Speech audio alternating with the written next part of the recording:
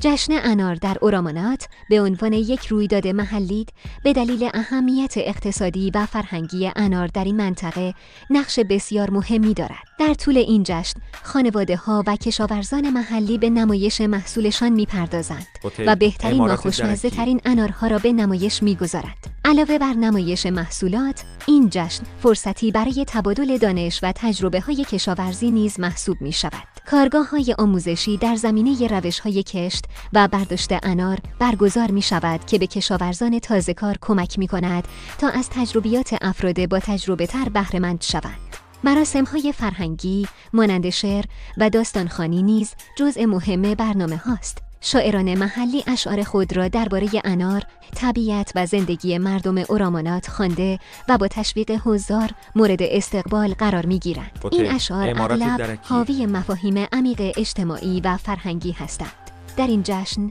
هنرمندان محلی نیز با نمایش‌های خود به ایجاد فضایی شاد و دوست داشتنی کمک می‌کنند. رقص‌های سنتی که از نسل به نسل منتقل شدند به وضوح نشان دهنده فرهنگ غنی این منطقه هستند. شرکت کنندگان با پوشیدن لباس‌های محلی رنگارنگ و زیبا به تزیین فضا می‌پردازند و این جشن را به یک تجربه بصری دلپذیر تبدیل می‌کنند.